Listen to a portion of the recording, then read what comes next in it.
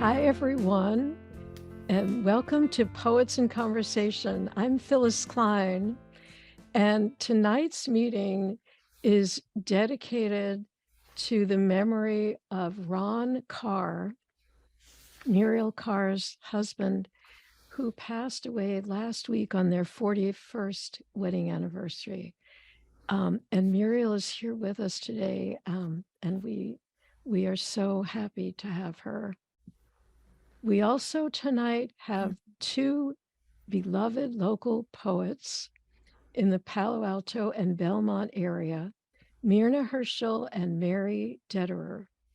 It is with delight that I bring these two women together.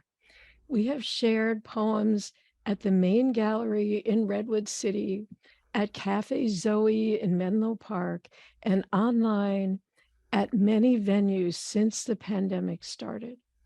We have friends and poetry buddies in common, including ourselves. And all three of us have one book that came out since 2020, and hopefully more to come. Mirna's book started as a memoir after her beloved husband, Simon, who's here with us tonight, also published his life story, including how he outsmarted Nazis as a child and overcame the devastating losses of the war to emigrate to the United States and become chief pathologist at a New York hospital. Mirna felt poetry creep into her memoir, and her book became a book of poetry. Now she's working on a narrative memoir that will also include poetry. Mary joined her beloved poetry group in 2004 and has been supported by their friendship, company, and collaborative work on poems ever since. But poetry has been with her for her whole life, starting with religious hymns as the daughter of a minister.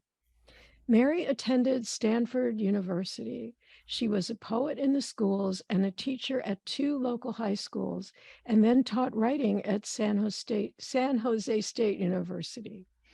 Mirna studied architecture when she was living in Croatia.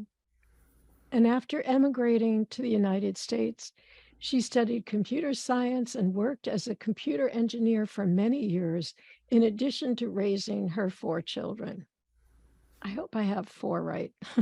You can let us know later. Both Mary and Mirna are now fully retired, but continue with their writing activities as well as other creative pursuits. Their poems are gems of insight and wisdom and memory. So welcome, everybody, and I'm so looking forward to this reading. At the beginning of the reading, I like to read a poem of mine, and at the end, so the first one I'm going to read is called Looking Back, and it has to do with age having a way of creating reflection on turning points and choices that we've made and memories that we have, and how I felt like I needed to forgive myself for the things I couldn't have known about that I chose to do until I couldn't have known about it till later on. So looking back, remember when you could see the red carpet of life in front of you before the cost was more than you could afford. Think about the time the cat had kittens, let you stroke her flank, pulsed with giving birth, and let you hold them, your enormous hands, their eyes still closed, baby hearts quietly slipping into yours.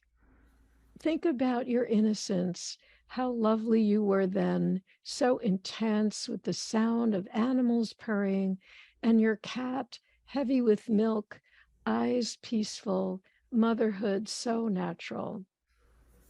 When you could afford to be happy, when your heart couldn't feel the tragedy yet, the kittens scrabbling around your feet, legs, your lap full of them, before you left and gave them all away, when you were poised on the smooth garnet, the carpet of your future, looking forward.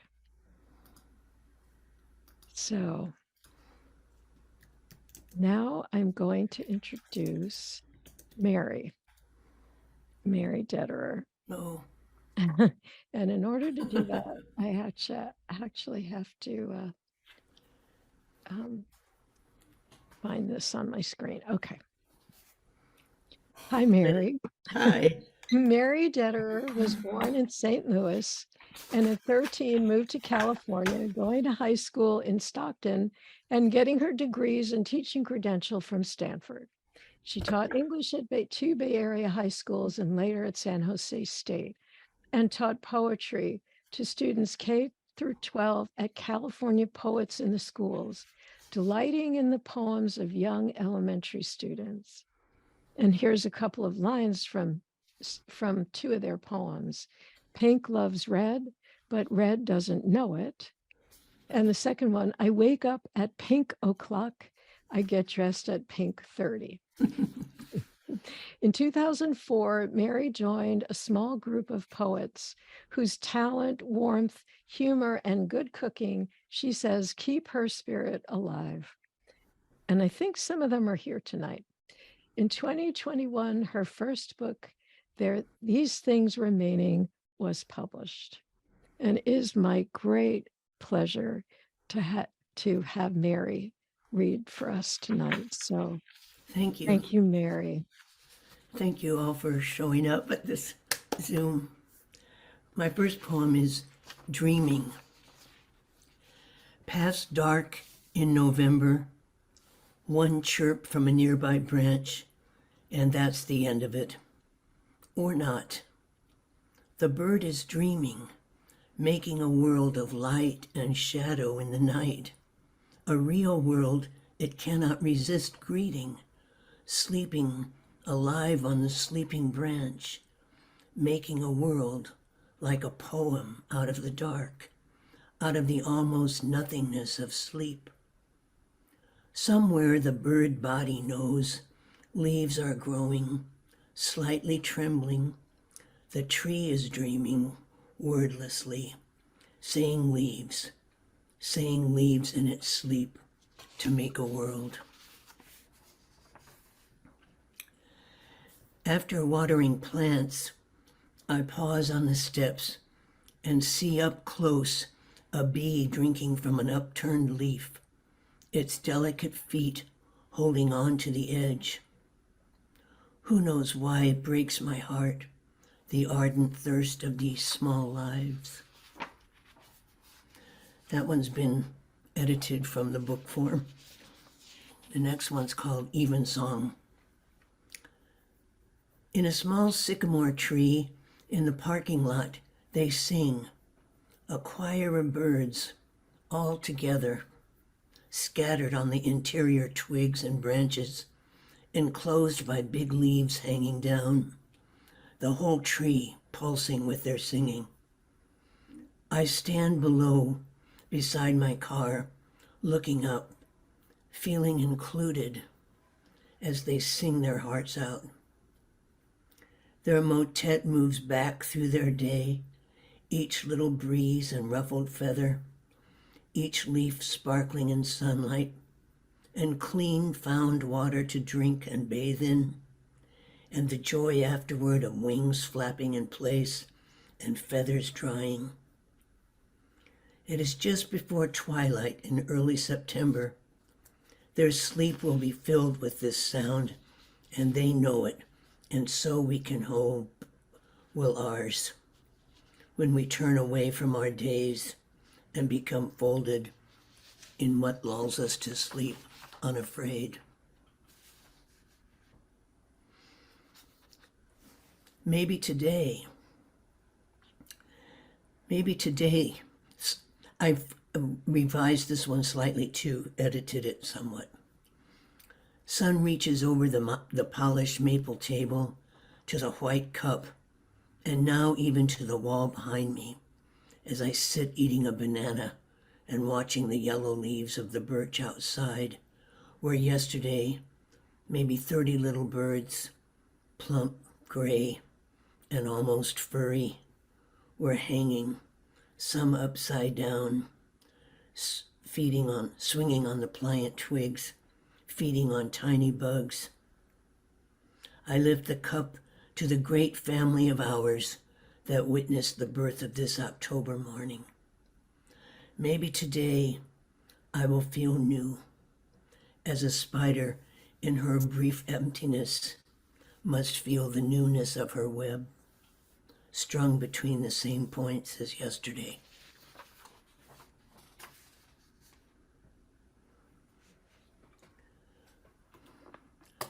Good company.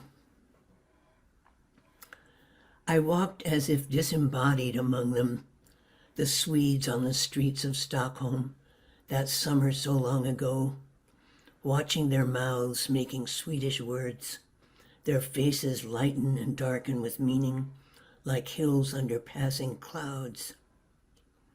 For weeks I had traveled alone, pointing at menus, cueing off others to pull out my passport and say my destination, leaning out the train window to buy blueberries, smiling wide blue smiles without knowing, and washing my blue mouth over the swaying sink in the WC. I walked and walked, feeling such aimless love for buildings and the waters of Stockholm, the feet next to mine on the sidewalks, the sunlight on the brilliant black bills of the Salvation Army hats, the skirts blowing in the breeze before the opera house. And the people seemed to look at me as children, drinking something from my eyes, a blessing, some unknown thing I let them have, since I was their unknown guest, and they were surprisingly hungrier than I, perhaps from the dark winter that led them to this long-lit June.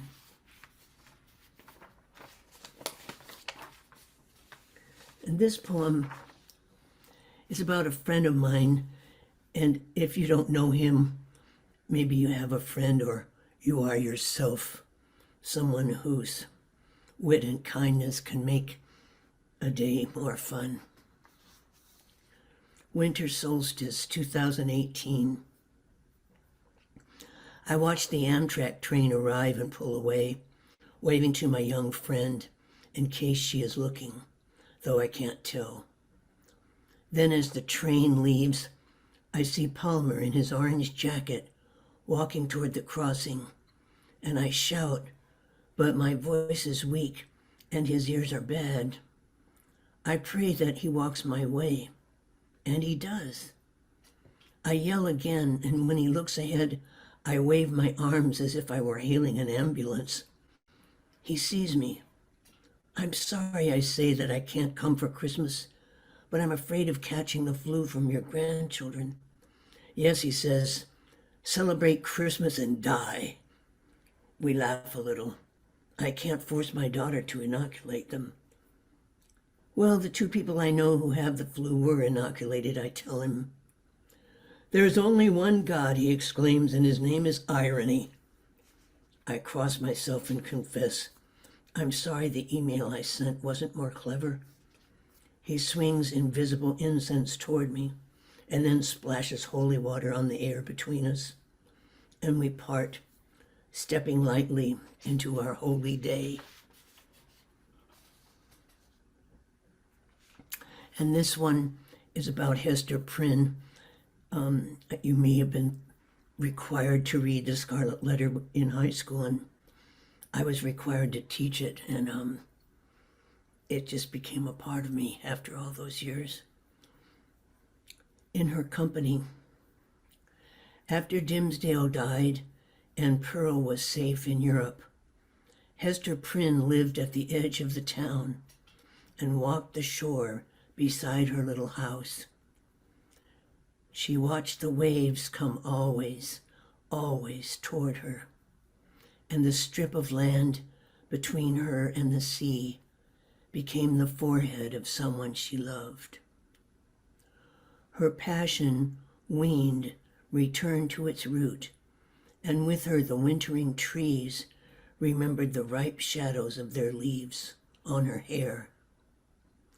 Young women saw in her what they feared most and trusted, a woman alone and alive after burning, standing in the ashes, calm as dusk.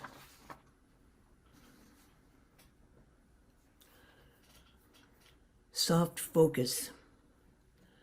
The national treasure of Japan, her face a flower, flat, open poppy, got up at 4 a.m.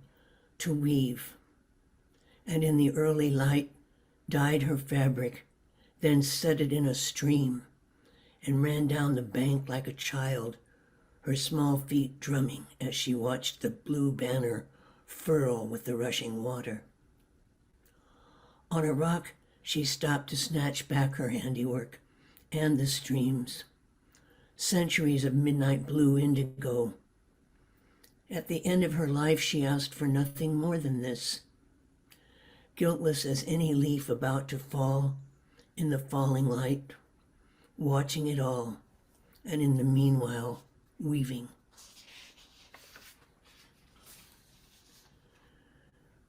The fetish.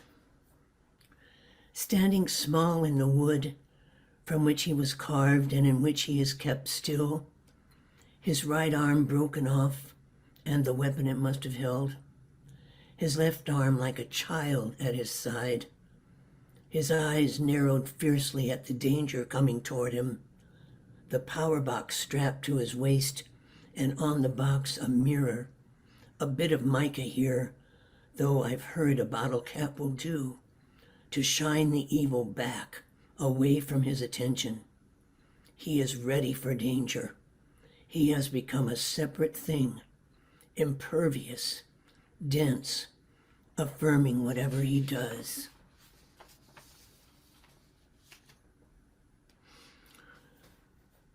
One of my deaths.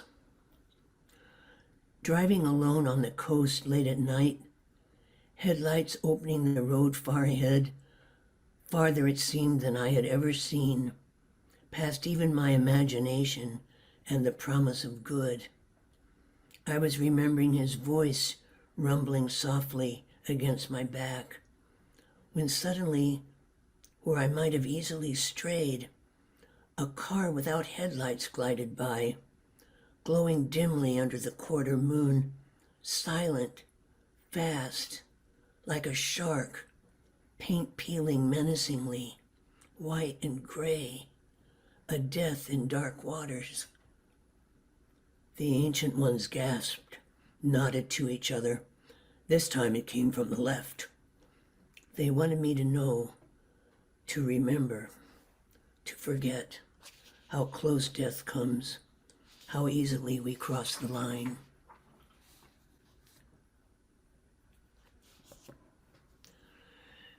It takes time. That path winding through ferns from shade to shade, that path is her desire. It wanders alone and on, like panpipe music, wavering, wanting to reach someone, him. Eventually, she'll love her desire, if not him, follow its yearning beyond her little life here, humming like a child, playing alone in the sand. It is so thirsty, it becomes anything she likes, a shoot of light, finding no body, and she its stem. It pushes against the clouds, drinking unrained rain, floating comforted by the lost vision of the world and bodies far away. It takes time to see how beautiful it is to hold our desire alone. So many of us across the centuries, a lace of faces not letting go.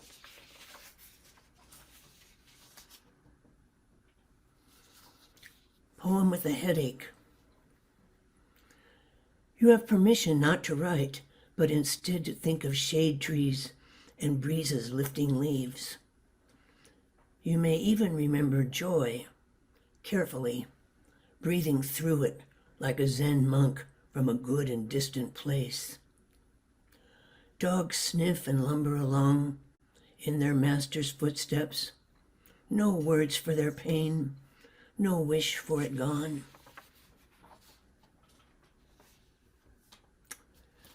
And this one is called The Reservoir.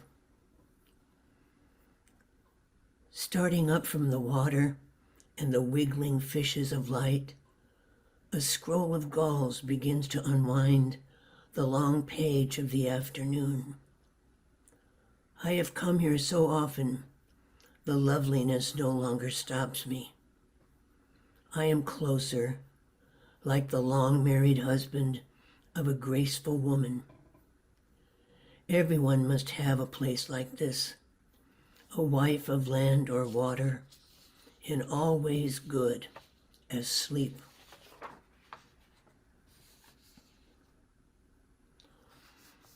The sound of the pipes. The dead turn like a great bird away, as a decision, a sudden right decision, turns us toward another world.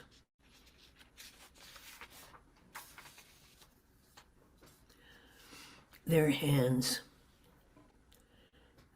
This is for the people of Ukraine, and we've all been watching. Their hands not covered by the death tarp rest on the ground, half open, asking for nothing, but giving presence to the unseen body they belong to. I want to hold them in my hands and raise them to my heart, give them the love and comfort the living ache to give their dead.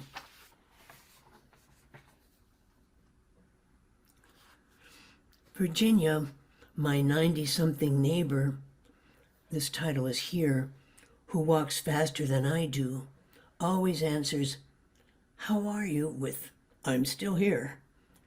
She reminds me of the birds that sing from the dwarf trees in parking lots, so present and taking no umbrage at the barbed wire bonnets on the tops of light fixtures and roof edges. 2 days before my mother died, she asked me, "What's the weather like?" "Windy," I said, surprised that it would matter to her.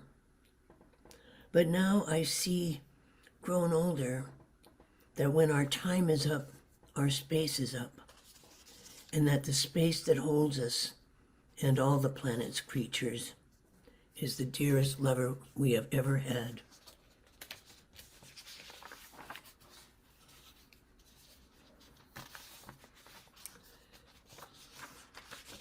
And these are my last two poems.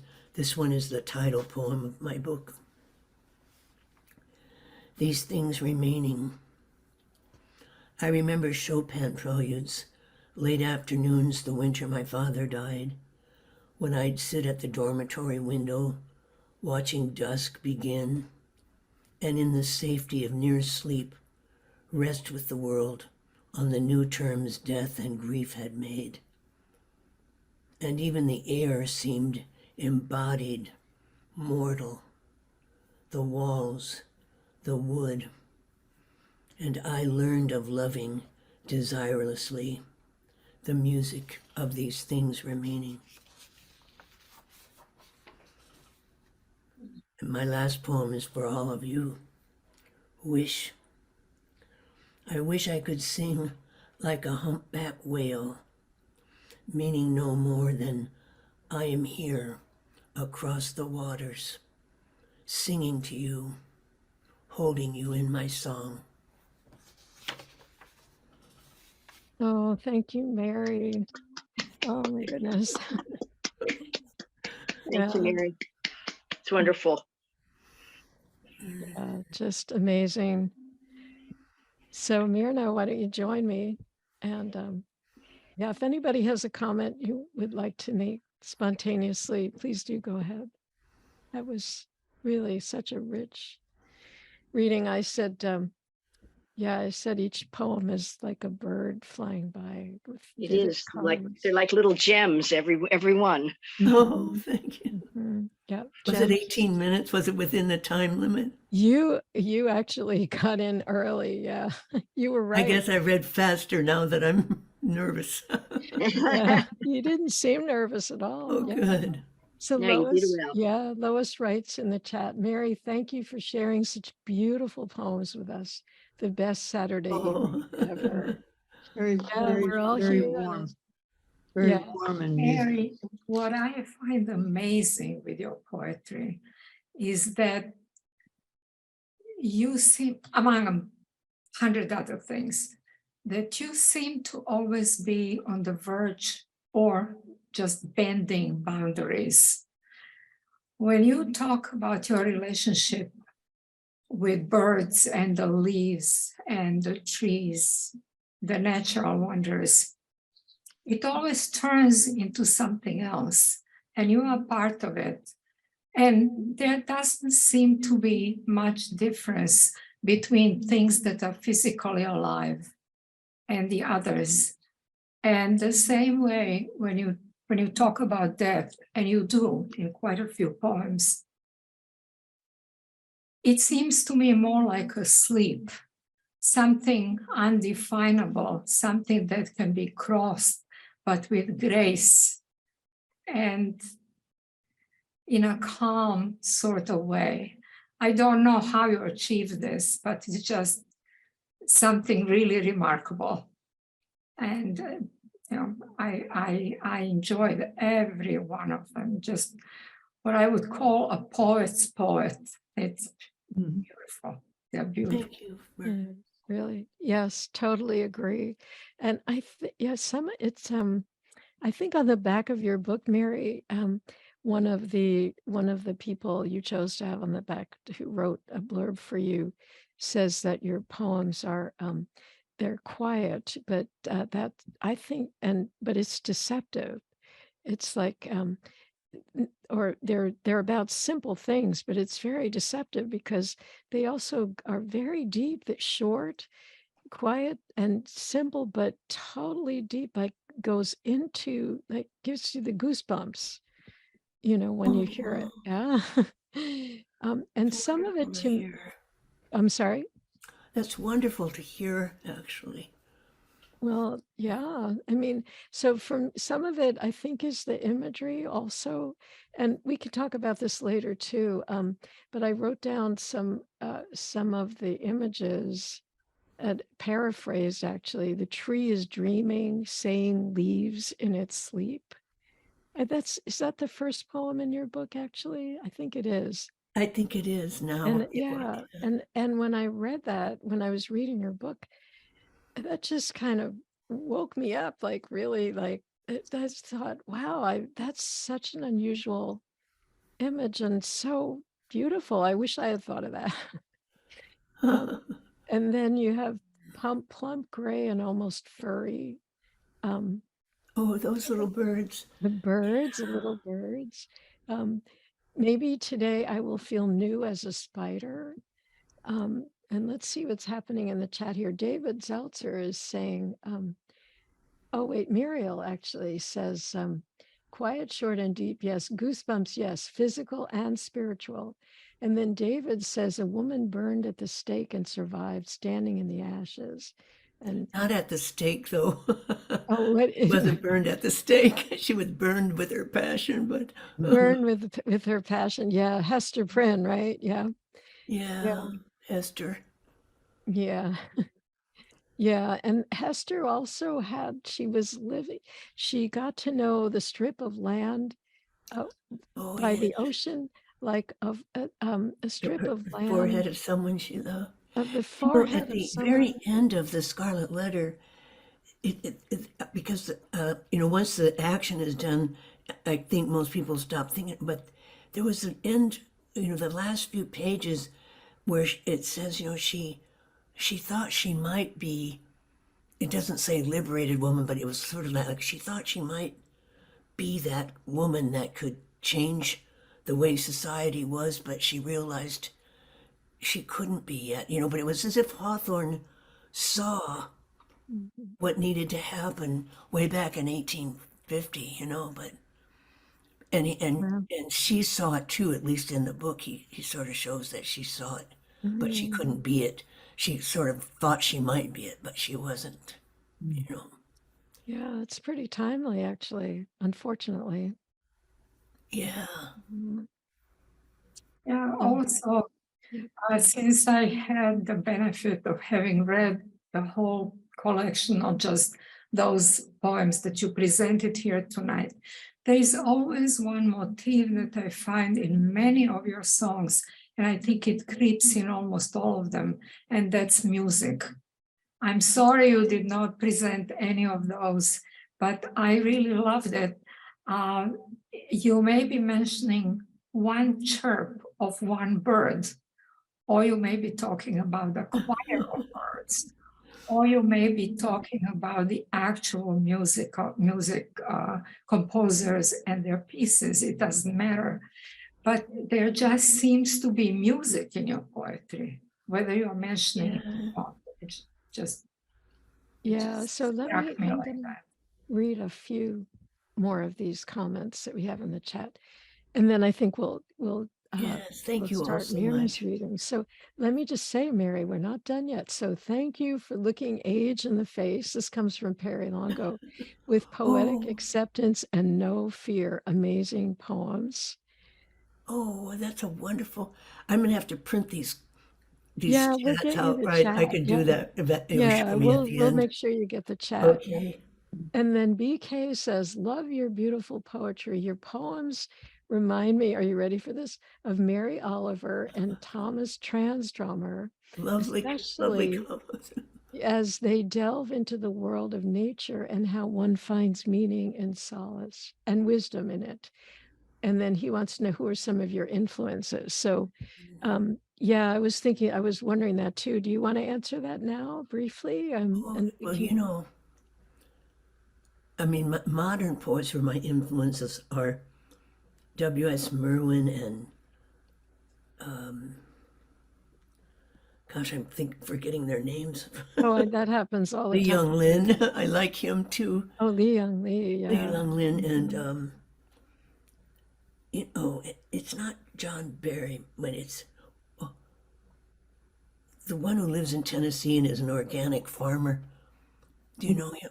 No. No. I Yeah. bet you Patrick will come up Wendell with his Berry. name. What? Wendell Wendell Berry. Berry. Yes. And but I think I also love certain passages of Black Elk Speaks. It's so beautiful, and then certain parts of Isaiah in the Old Testament, Isaiah 55 and 54, they just Hmm. they just have something really deep going on. Yeah, that comes from your childhood too, right? That Yeah, although don't know if I knew about Isaiah until I was a teenager, but Mhm. Well, yeah, I'm so glad we're not done yet. So, but let's have Myrna read now, and then we'll come okay. back. Yeah. So, I have to find Myrna's introduction. Pardon me while I do that. Here we go. Okay. So, Mirna Hirschl grew up in Croatia during World War II and lived through the communism that followed. She studied architecture at the University of Zagreb until 1962, when she immigrated to the US and lived most of her life in New York State. She earned a BS and MS in computer science from SUNY Binghamton. After relocation to Belmont, California, she retired, taking time to travel and enjoy art and culture. Poetry came to her only about 10 years ago when she started to write a memoir and found herself writing poetry. Her first collection of poems, titled How Memories Insist, was published in 2022. She continues to write, hoping to finish a memoir, but not forsaking poetry. She enjoys reading at the local poetry circles, attending literature clubs, and studying foreign languages. In her spare time, she prepares zesty food from calamari to Viennese pastries. When relaxing, she contemplates the beauty of waxed amaryllis blooming on her dining room table. And I am so honored and grateful and happy to present Mirna. So let's hear from you, Mirna. Wow, thank you for everybody- this. Yeah, please mute everybody else. Yeah. Thank you, Phyllis, for this lovely introduction. And thank you, everyone, for coming. Our children, my friends, poetry friends, of course, Phyllis, who is doing this presentation always with the greatest of care. So it's my delight to be able to read my poems to you. The first poem I will read is one of the very first poems I have written. It was written in 2012. Before I read it, I just want to mention that I do refer to Euterpe in this poem. Euterpe was one of the 9 muses, and she was goddess of lyrical poetry. It was usually depicted with a double flute. That's how you could recognize her on paintings and sculpture. And she was called, a nickname was a giver of delight. So wild strawberries in winter. Now that I've found the music, I'm losing the notes. Oh, cruel fate, why do you mock me so?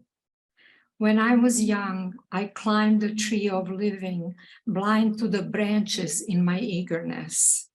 My mind numb, my tongue tied. I was happy in complacency. I have found the potion that quenches my thirst. This clear mountain brook so sweet. These poems coursing through my veins must not stay mute for the lack of words that escape me. Oh, Euterpe, I will suffer sleepless nights and pass my days in haze.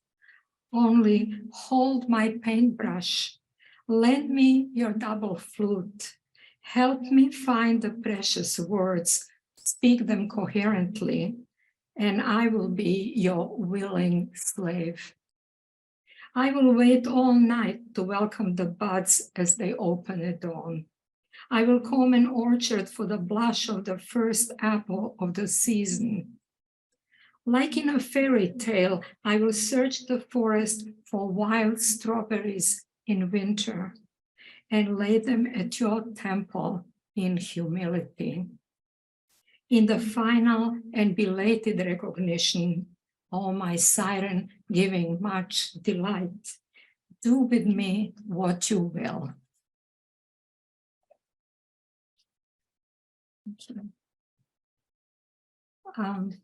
The second poem refers the term Istria. Istria is a peninsula in Croatia on the Mediterranean shore where I used to spend vacations as a child and found it delightful. Istria of yore, figs, hazelnuts, muscat grapes. Pregnant blackberries ferment a potent brew that cures illness, a bite of a crimson spider, a curse of an evil eye. The red land of bauxite bitter soil raises men in baggy jute pants, whose 4 times knotted handkerchiefs peek like baby birds from the crumpled straw hats, whose wide rims keep the sweat out of their eyes. At dawn, their firmly planted gait wakes up the countryside of their firmly planted lives. They work the tight-fisted clay. The rusty rules of their grandfathers fuse with the palms of their hands until they bloom with blisters. At noon, when the tired wind subsides and shades of silver embrace knees of gray-green olive trees, they rest. They lean aching torsos into gnarly tree trunks, and from afar, the men and trees look the same. Their women carry jugs of wine and water to dilute that which makes heads swimming in many blinding suns spinning around scorched countryside. Ah, those girls that lilt over meandering trails. Flagons float on top of sunshine-plated hair. For them, hearts sleep, the earth sways. Following the same route every day, sweeping skirts pass over the land with tenderness. In their path, a scent of thyme and sweet marjoram.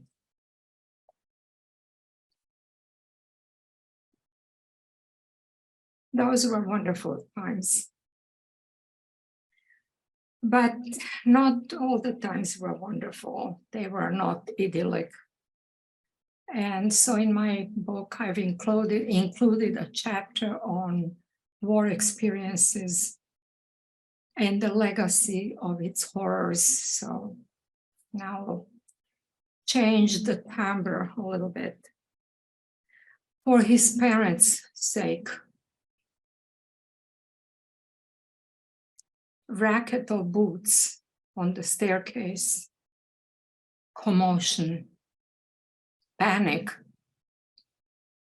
Hidden in the pantry, crouching behind the recently made jars of plum and apricot preserves, he heard his mother say, "They're coming to get us. Save the boy. The boy must live." The words echoed forever in his memory. A 7-year-old who knew he had to live.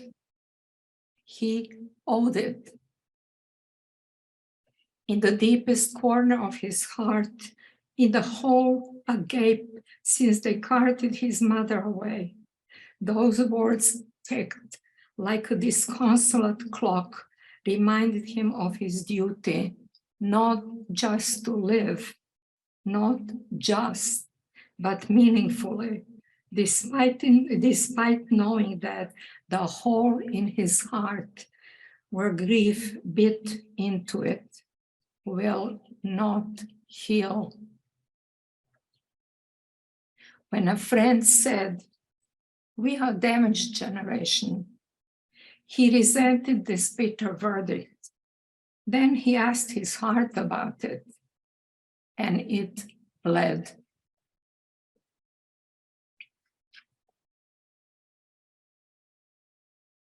The next poem that I want to read is sort of about hope, a hope without which one can't continue, because as I speak, there are still horrors being committed elsewhere and here. So a glimmer of hope. In this pitch black night, I suffocate in the hold of a loud, threatening cloud of lawyers' gowns, swishing in arguments, and politicians plotting and scheming. The heavy hand of time presses on my shoulder. A storm is gathering, the simple folk despairing. Stop squabbling, you rulers, rich, mighty, and crafty. Heed the seething mob below. Can you not foresee an avalanche of anger rising out of those numberless, nameless shoulders? Shudder, cushioned lives. Rewrite yourselves, you books of right and wrong. This ferment doesn't know of rules. Fear, you are justified to fill the hearts, make them face like rabbits. The horses will undomesticate themselves.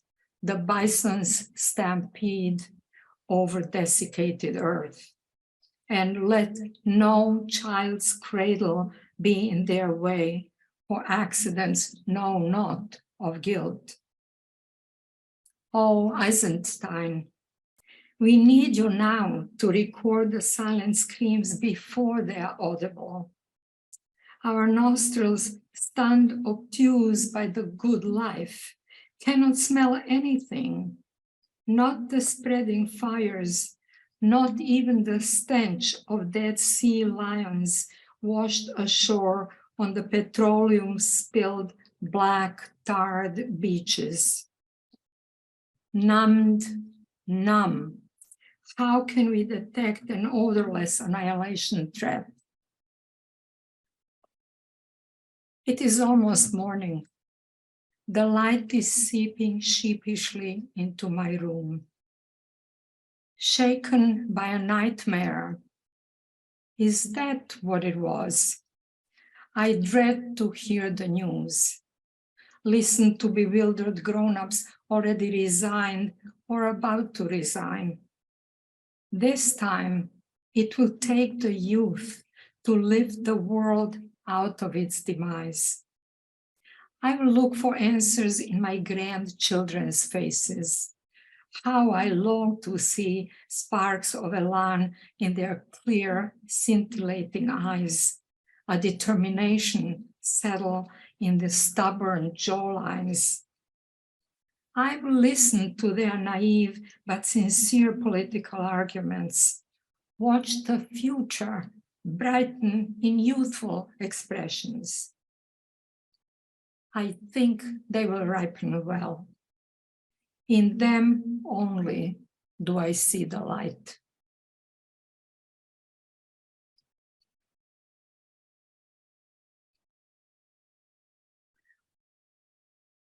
The next one I will read is an ekphrastic poem about all the things, not all, but at least some of the things that I love about art. Stay unresolved and I will love you. De Chirico, Ernst, Dali, and Magritte. I like that you don't spell things out, allowing me to fantasize, to brood. What does it all mean? And let my diverse feelings whirl unimpeded about your whimsical, uncharted wheels. Today, I react to you thus and so. Another time, not at all, but always the freedom from having to understand and from boredom. My dear Magritte, I choose you today. I put on your black bowler hat and eat of your green apple, which enables everything. Flight from obligation, escape to imagination, thrill of the unresolved. Tomorrow I may let the Chirico birds fly and awaken those antique marble bodies strewn around like so many dead stones, which they are not really, but are alive with possibilities in these licentious landscapes that confuse the physical and the imaginary without censure, which is the delight of them. And if I descend with you, my Dali, take me to new time zones of watches which melt and drip. And I will send sun rays to reflect on them and change their silhouettes. I will stop a brook from flowing, just like you. I will make the impossible real as long as you allow me to inhabit your canvases. But with you, Ernst, and your birds of flaming colors which speak the unspeakable of raw feelings, I'm shy. I need their boldness. I welcome them. Please come in. Meet your pupil. I want to be a field without a fence. Teach me, but beware. Do not tell me everything. Let me keep my inquisitive wings, and I will love you.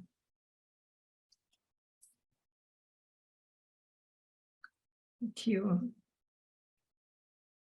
I have a few more, so how am I doing with time? Should I read the Edge of Irony? I have two more after that. Yes. Okay, thank you. We are going to ancient Greece now. There is a mention of Sibyls who were priestesses, usually Apollo priestesses, and conducted oracles, famous oracles that predicted destiny, and were most of the time consulted by generals, kings, and such. Unfortunately, their oracles were very double, triple meaning, and it depended on syntax and other Greek, specifically Greek devices to make out the meaning, which they did not specify. So at the edge, so in the book, there is, for the lovers of Greek mythology, there is a specific mention of Dodona oracle, which maybe later, if there is time, we can talk about. At the Edge of Irony, I blend all of you Sibyls into one, as I hear peals of your laughter reverberate through centuries. How you made the syntax fool the lovers and statesmen alike, so they heard what they wanted to hear. How the kingdoms collapsed by a misinterpreted oracle, by the play of mighty words so fragile, by a lure of beautiful Helen, by the promise that pervades the freshly plowed fields, and by anything that brushes our living skin with the faintest touch. We blunder through this world of ours, held by the invisible powers. It is irony that really presides. A broken silence starts an avalanche, a chance that by accumulation wins, as we strive for most and the biggest, and designs flounder and die of their own grandeur. When the curtain falls, it all comes to how well we live every day, and how well we live every day, how much we love every day, and how much we love every day. The choice is ours, but for a spider web. Leave me, Sibyl, I'm done. With wax, I will fill my ears as I pass you by, a ship sailing through the night, navigating by the stars, a blind man listening to his cane.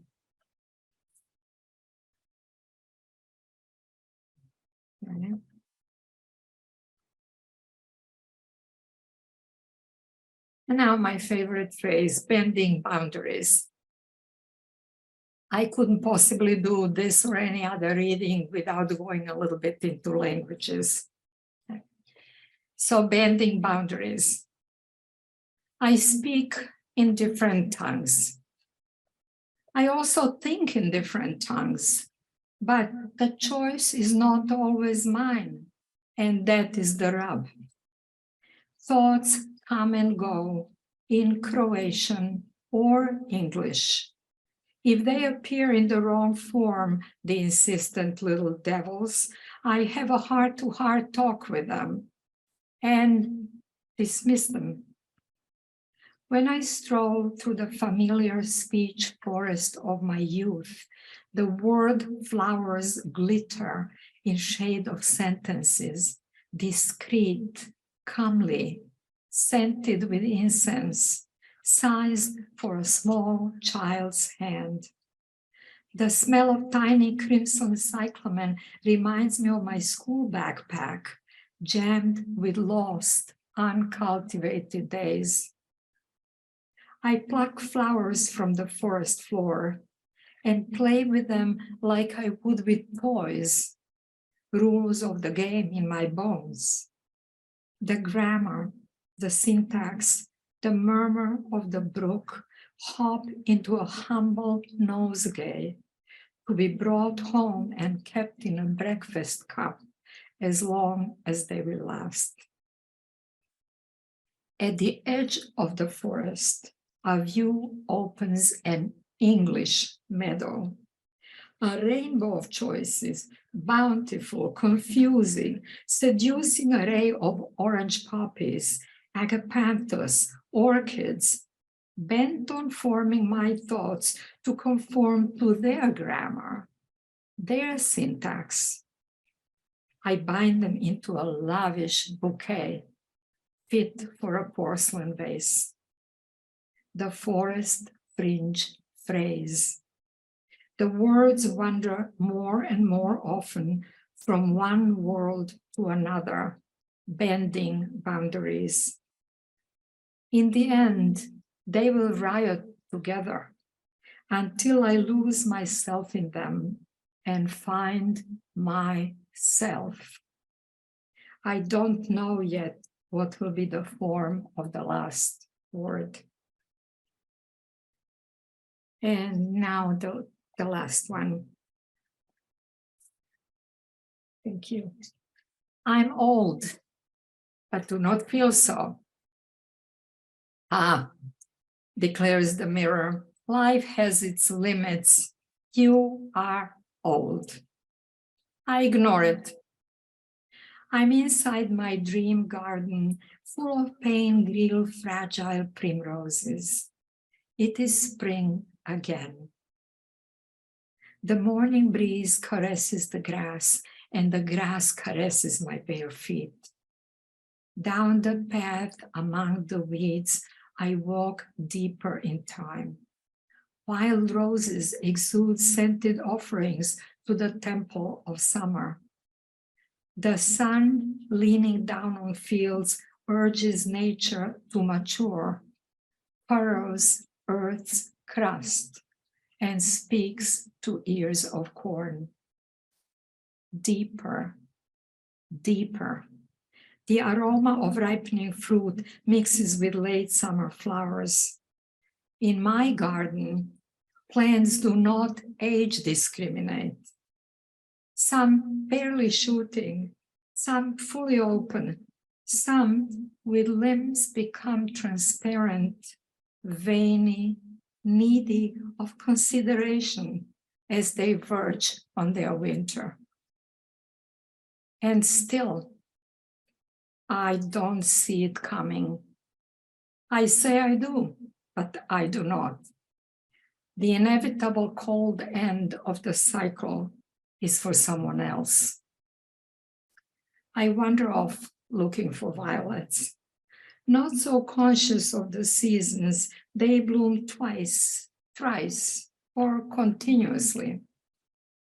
My little models, my darlings, I tell them all about my dreams and failures and how I would love to borrow their breaths.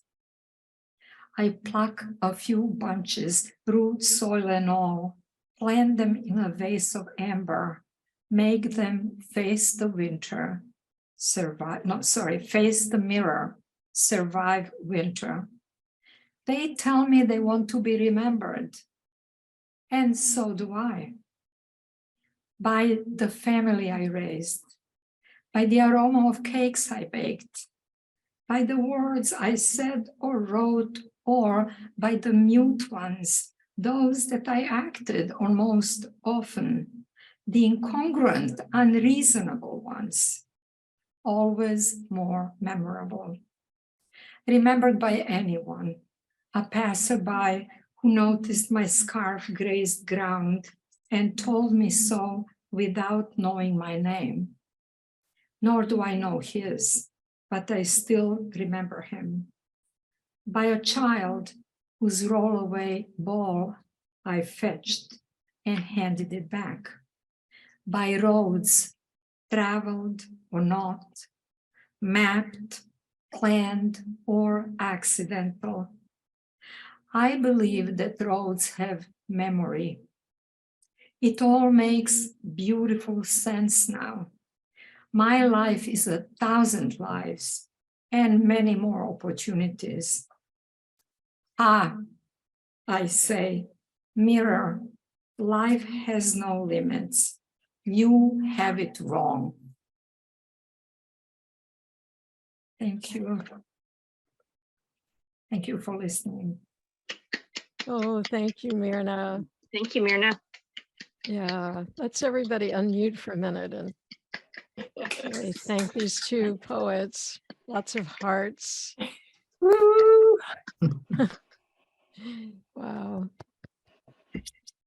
Oh, wow. So, yeah, who has a comment or a question or? I highly recommend the book. Here it is. Thank you. It's got so many poems in it. Look how thick it is, and they're all very good. Yeah. Yes, I'm so glad to have it, Mirna. You didn't inscribe it, I'm sorry to say. We'll have to do that another That- coffee time. Yeah, that can be arranged. Yeah. Yes, So- we will have another That's occasion. good. Both of us. So, yeah, can we point out your kids, Mirna? Who's here? I'm here. Imagine. Here's Melissa? Melissa. Melissa. Hi, sweetie. I will vouch for my mom's amazing baking. Oh, yeah. The aroma, as will my kids. Thank you. Yeah. And Hi. Cindy. Oh, Yeah. there's Cindy. Yes. So, Melissa, you lived where? I'm in San Carlos. Oh, San Carlos. Okay. And Cindy, are you in Palo Alto? I'm trying Yeah, I'm in Palo Alto. really close to where we live, actually. Amazing. Oh, great. Uh-huh. And And yeah. I want to point out something. Melly, I hope you are hearing me still. Yes. Okay. Melissa was the one who, before I ever published, when I finally published, she was faithfully assembling my poems and putting them every year for birthday as a gift, birthday gift. From Shutterfly, she would put things together. That's And great. so I had something to see on my table until I finally got courage up. So Thank glad you, you Melly. did Yes, that. in fact, that last poem you read sounded a lot like one of the ones that I edited and put in one of those early books. Yep, that's true. Well, good. You gave us Mm. all a gift. Thank you. Yeah. Absolutely. Mirna, Yeah, what so- is the name of your book? What is Memories insist. Memories It's in the Insist? When chat. memories insist, Oh, it oh, should be in the chat where you can Memories. order it And- from on and- Amazon. Thank you. Excuse me for interrupting, but before Diane goes away, because I have a feeling the children are at home. Diane, are you Oh, there? Diane. Uh-huh. Okay, Hello. I just want to. Oh, This is my this is- youngest, Oh, darling. my goodness. Oh, And where are you, Diane? Oops. Right here in Belmont.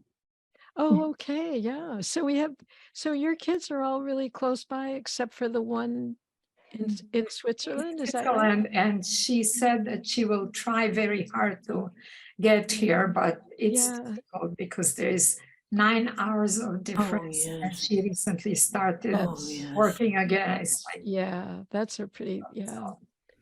Yeah. Well, we're Thank so you. happy to have your family here, Mirna, and Simon as well. Welcome. Hi, Simon. So Simon is my very first listener.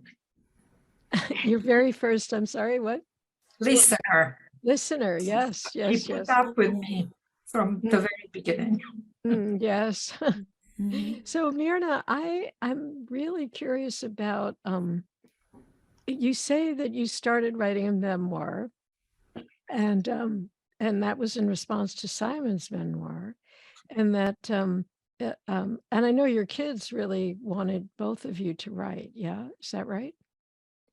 I have put a question before them. I think that at this point, after this first book, they really prefer to have a memoir because as they were growing up, we did not point out all the details, some sad, some awful. And Yes.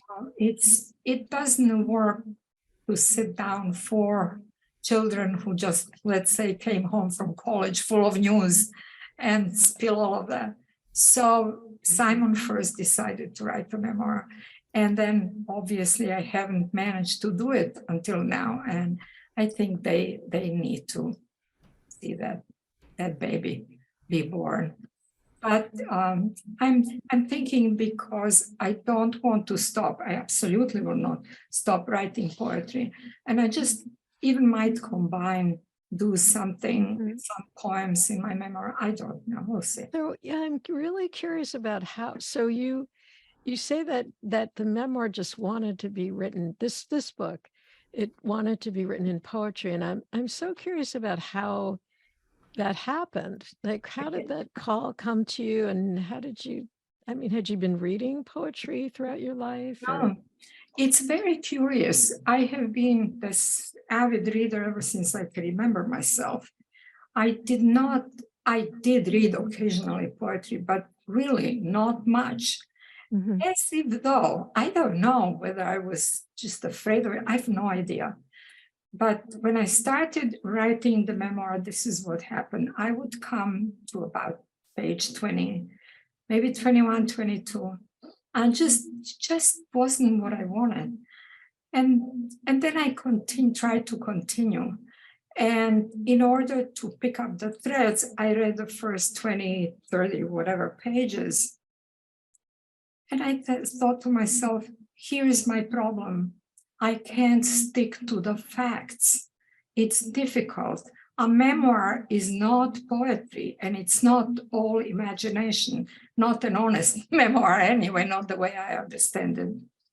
And I thought to myself, now either I write fiction or nothing, because I just can't discipline myself. I start writing something and I go into completely something else.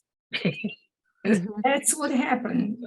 And then on the third reading of the same pages, I realized that some passages were really sounding poetic to me. And I thought, oh, well, I'll just try. I wrote a few poems. And that was the moment. I never stopped. I first thought that they will be autobiographical only, and that didn't last but a couple of weeks. After that, I just started to write about all sorts of things and couldn't even stop. So that you got your answer, I hope. That's definitely. That's exactly what happened. Yeah, it's really amazing. Yeah.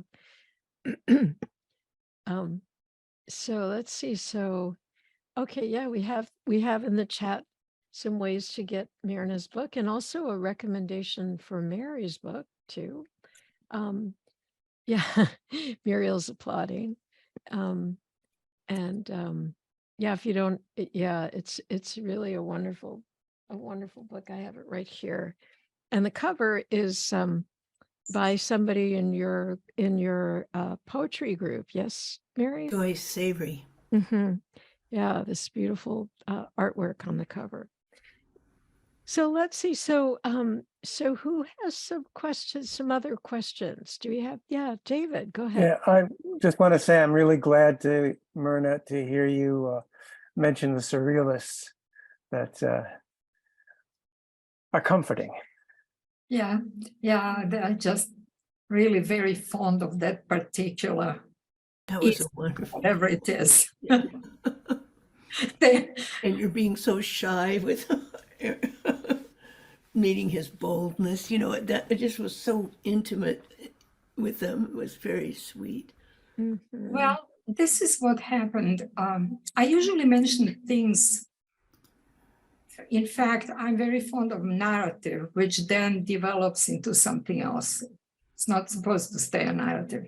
So the story behind that one behind Ernst in particular with his birds of flaming colors is while I was studying architecture in Zagreb, there was a traveling exhibition of some surrealist paintings, and there was Ernst with incredible red birds on the wall. And I have to say, I was really shaken up by those. I still remember them. I remember the composition. I remember everything. And, that's what I was thinking of when I wrote this poem. That is why I was shy. I was shy. Mhm. So I have something for married. Somewhere, I'm not sure, is it in the introduction or on the back cover? You say that that you thought your poems would be found posthumously, thrown away, or recycled. Oh, I thought if I didn't publish that's what would happen to them, because I only have one relative who he lives in Florida, so but I think when I die he's going to be the only one that has looks over my stuff, and there's just so much. I just think he'll just I told him, I said, it's going to be too much for you. He went, no, I'll just have a junk person come pick it all up. Oh my goodness. Well, what I wanted to say was that we all are breathing a huge sigh of relief that did not happen. Oh, Yeah. And thank you. I wanted to ask you, what helped you to bring your poems out into the world? Would it help me? What helped you to actually bring your poems out into the world so they did Oh. not stay in the drawer where they would be Well, found sometime? it was the encouragement of Charlotte, who said that there was this publisher who had actually solicited poetry. It's like that hardly ever happens. I mean, I can't imagine. So I had just gotten so used to people saying we don't accept unsolicited poetry, that I just sort of gave up and thought, just write for the love of it and forget it. But then she said, look at this website, and it published her book too. But even other than that, it was just that he was looking for poems to publish. I think he sort of paused on that, but he might be coming back to it. He may have gotten overwhelmed. Right. So you got in there, yeah. So Yeah. Charlotte, yeah, Charlotte is an encouragement to many of us, yeah. Yes. Yeah, we're in lots of applause for Charlotte. I have to say that I believe in this community. I think it's really a remarkable community. It is. And I'm glad that people are sending things out. At this point, I really want to say something that in my first enthusiasm I did not mention, but I certainly want to. There are some people here that have not only helped me, not just with a kind word, much more than that. So let me mention them now. Charlotte, since you are just in the conversation, I really owe you for encouragement and incredible and advice. And here's Esther sitting so quietly, but she was kind enough to write a blurb for my book. And I'm thrilled that we are actually exchanging some thoughts and experiences. And here is Robert, who is also being very quiet, who has designed my book. So, that beautiful cover and everything is a result of much juggling and really being very kind to me when I wanted it like this or like that. But he just designed it beautifully. And also Yes, he it was did. way more the advice and conversations we had. I cherished them. So just wanted to. And while I'm still at it, don't be deceived with Mary's book. It looks thin. Okay, it's a book that you will be reading many times, Oh, over and that's over. sweet. Well, That is true. over and over again. The That is thickness true. doesn't mean a thing. Mhm. That's sweet of you to say that. So, Mary, how did you come to writing and why poetry? Do you write other forms as well? But Well, I for a while wrote short stories, and I taught creative writing at the high school level. So I all taught right. them poetry, haiku, short stories, and had them have them turn in a collected works for their final. So I got to read a lot of different things, and you learn a lot from teaching people how to do stuff, you know. But Mhm. I think really started with poetry. Well, I know I wrote short stories when I was a little kid on my father's typewriter, and I forgot that I left it in there because I was embarrassed when he said he liked that story, and I thought, oh, I didn't know anybody had read it, you know. But Mm. I think I mostly accidentally found out I was a poet. I just knew I loved poetry, and I sort of had this emotional need to write it. You know, it just felt like I couldn't stop myself emotionally from needing it, you know. And that also helped that I tended to fall in love with poets. I don't know why. So Oh, they you mean like, encouraged me too. oh, wow. Okay. Uh-huh. That's nice that you found poets when you were younger. Yeah. To fall Phyllis, in I, love. I was, Phyllis, I just want to say something else because I'm afraid Yeah. I'll run out of time in the end and then it won't be said. But I plan to say it at the end because the dessert comes after the meal, not before. But I want to say it now. For those of you who have read my book, you know it anyhow, that Phyllis was kind enough to write a fantastic forward to it. But that is nothing in comparison to all the other encouragement and the time and the advice. And I learned from you so much. So now I can rest because even if we run out of time, I said. Oh, thank you. Thank you, Mirna. It's been a Thank pleasure. you. And actually, I wanted to read to you what Perry Longo says here. Mirna, thank you for your courageous poems, which move us greatly. Your life is a million lives we get to hear about. You are an inspiration. Emotion is poetry's blood. Oh, I love that. Thank I you. just thought of that. That, yeah. Thank you. In listening to Great. Myrna, I have not had that thought before. But Emotion is Thank you very poetry's much. blood. Indeed. I And appreciate and it. both what of is your poems are magnificent. yeah, what And is I want to say one other thing. I have a friend, and she said, she's about my age, and you know, we're the age we are, right? We've lived our lives and we have more to live. She said, I don't want to just write about age. It's so boring. And I wish she had heard you. And of course, I took great offense at that because I love writing about age. It's so interesting. And it gets more interesting every day. So you never know good attitude? what little surprise you're going to get, what won't move like it used to, like the day before, etc. And the Mhm. people that turn up in your life, you know, that you'd forgotten about. And all of a sudden one day you hear a song or you see something and you're right back where you started. And you both capture that beautifully. Thank you.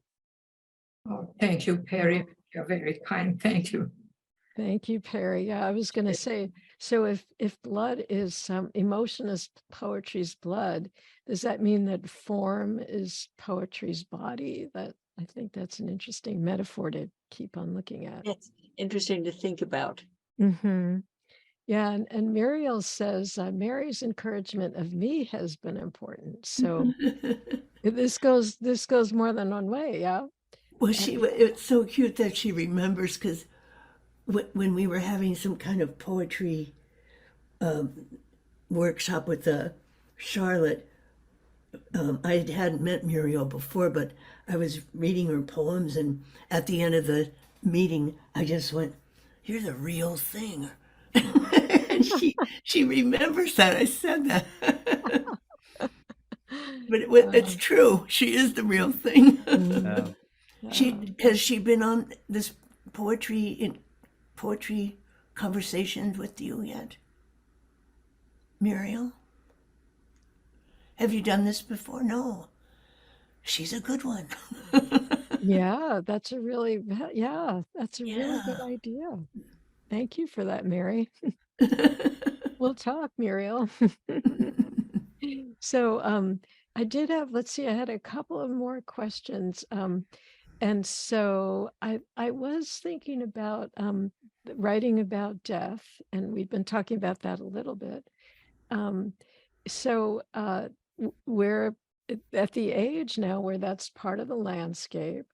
And so I thought maybe we could look a little bit into how each of you approach that. And if other people want to talk about that too, I know it's something I certainly shows up a lot in my poetry, and Perry, I think you've got it going. And so let's see if we can talk about that for a few minutes and see where we are then. Does either of you want to start, Mary or Mirna? Well, you know what? I think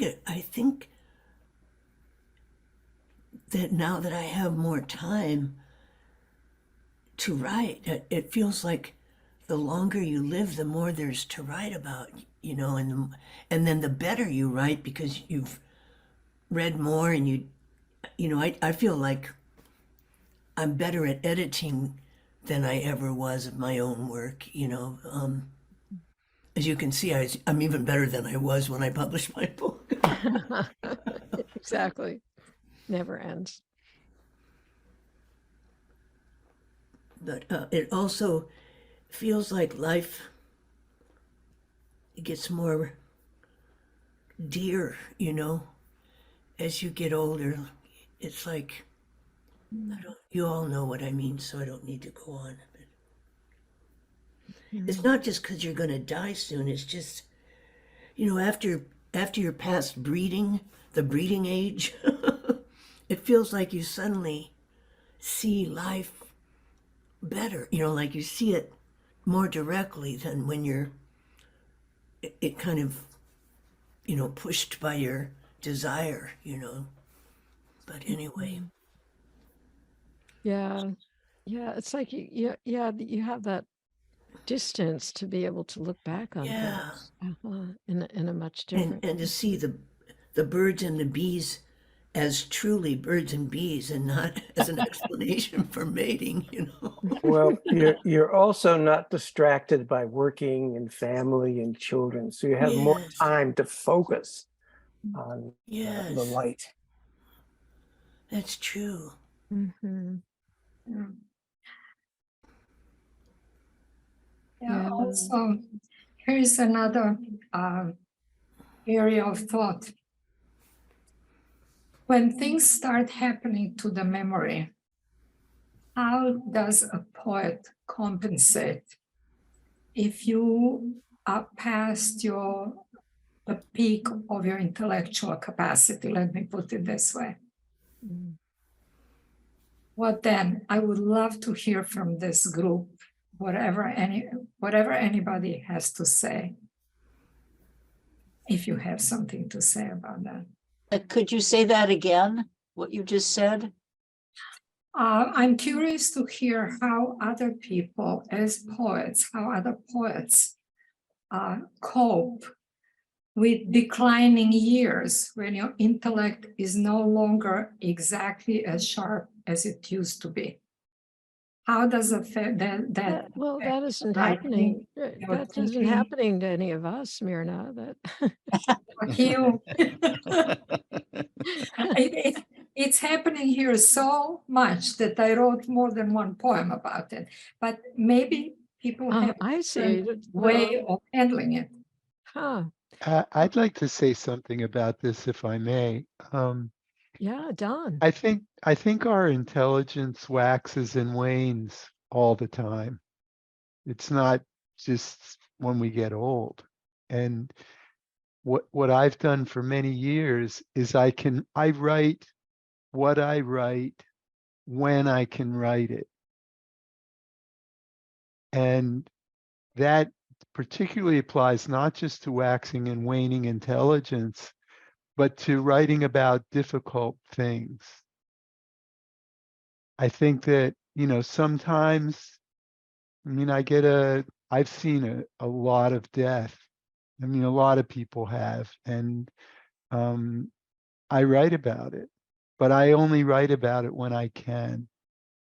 And I really related to what Myrna said about writing the memoir and, just not being able to slog forward, because creative writing doesn't work that way.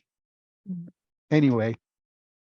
That's really really helpful. Really Yes, important. it's true.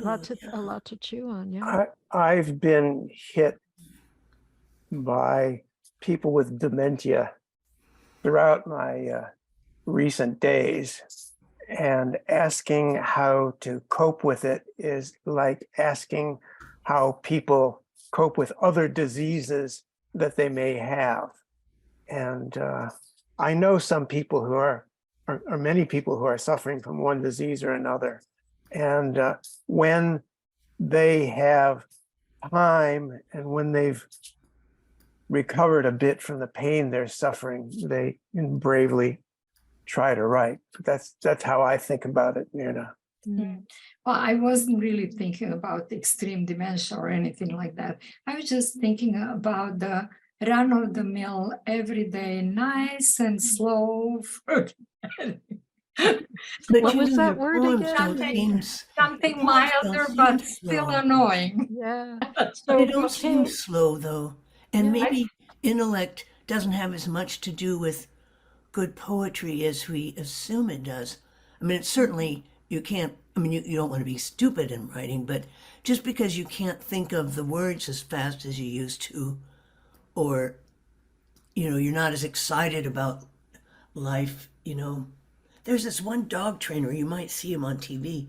He says, people mistake dogs being excited with them being happy. It's like, and I think we mistake creativity with intellectual acuity of, it's like a lot is coming out still, even as you age, So I Yeah, I think creativity and imagination are somewhat independent of intelligence. They can work together. infested, it would be pretty obvious. What an amazing conversation. I want to make Yeah. sure BK gets a Yeah. chance to say something because you had your hand raised. Yeah, when Myrna read that wonderful poem, my son is in the room, so it could be a little bit noisy. When she read that poem about that child who who was sort of hold on, Nikki. Hold on. Do you want to see him here? Oh, My son is a little crazy right now. Hi So there. I'm having a difficult time talking. I'm sorry. Okay. Yeah. There's just a wonderful poem that you read about that beautiful boy who had this memory about the war, and it really spoke to me. That was her husband. Yeah. That's her husband. Okay, I didn't. Yeah. I think I started to write, from my own experience as a child survivor of the Cambodian genocide. Oh. And at first, I think of it as poetry of witness and poetry of documentation. And then after a while, I realized, that you really, that you can do that, and after a while, it's sort of there's a limit to that.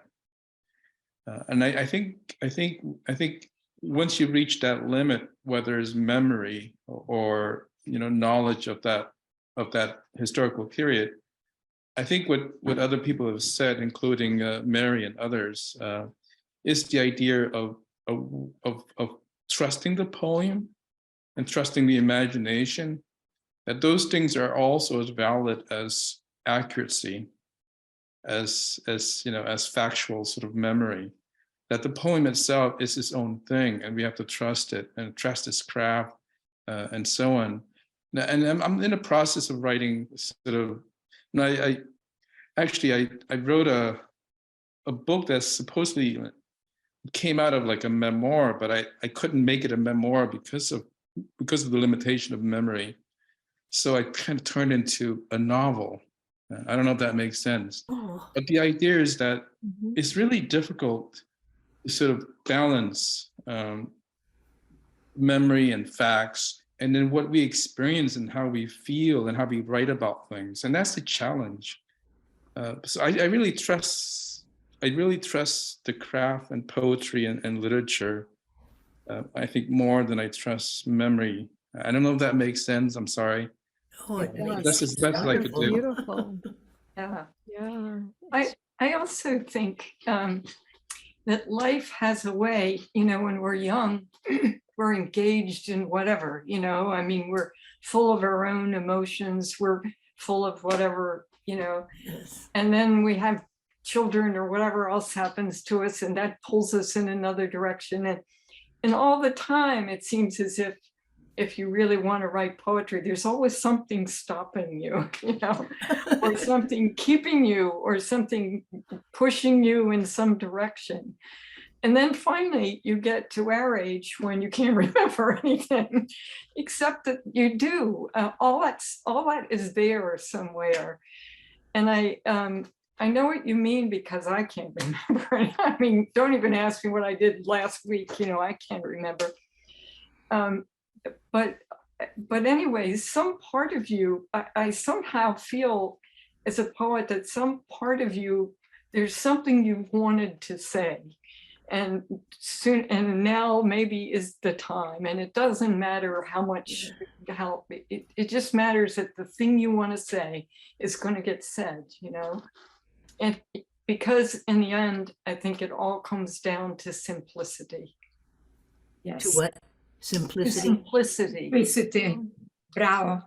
I have realized that I tended to be way more wordier, many words, and now the longer I write, I'm like, this is not necessary. Pare it down. Yes. Absolutely. I'm merciless. I just strike things out.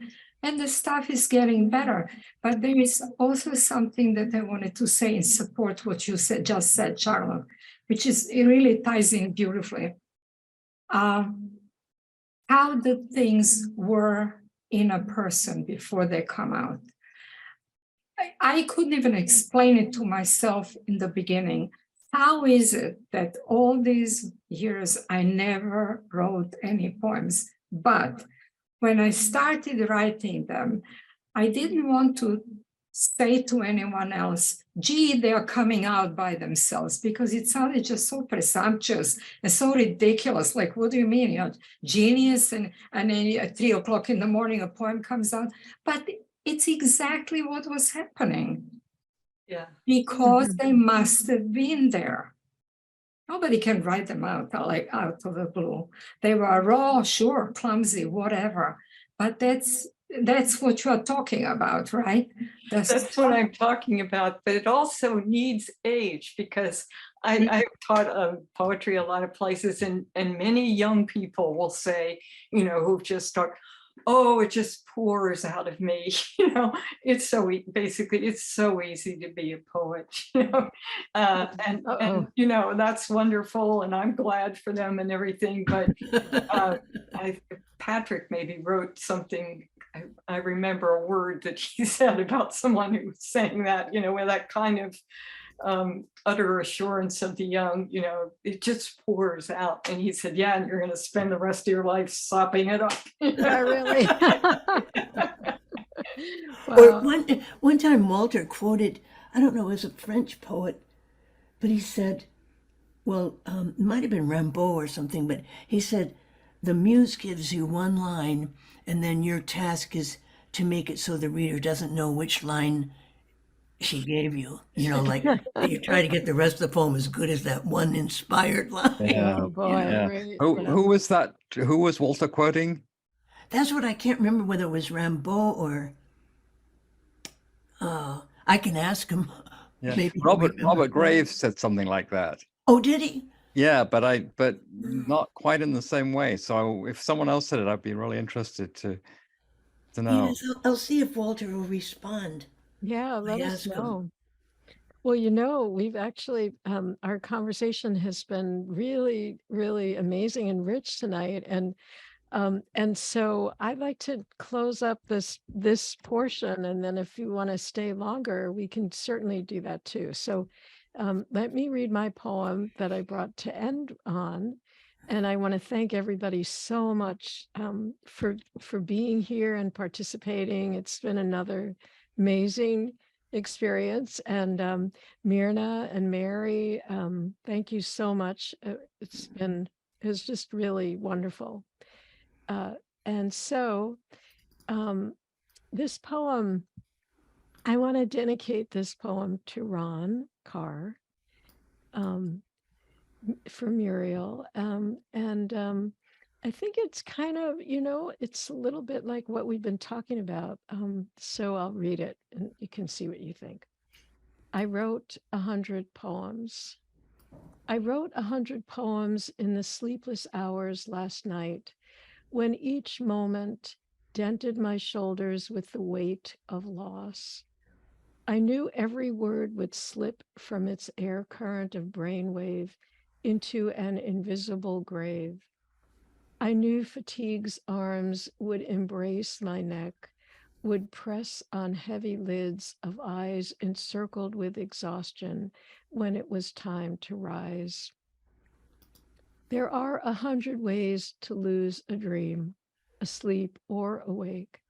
I have lost them on a sidewalk or a runway, in a field stubbled after harvest. My body a helicopter in perpetual takeoff and landing. I'm trying to find my flight path, to locate a destination through the fog of dread. Each time someone loses a dream, does it float away into nothing? Is it buried or cremated? Let me find that cemetery where my dreams rest and visit them often. Lay down on its soft grass, speak to each hope, each fear as it waits beneath me. If I could, I would resurrect each dream, draw them all their own bird, wear them around my neck. Remember, remember.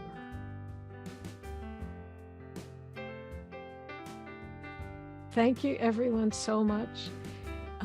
And we'll see you next time.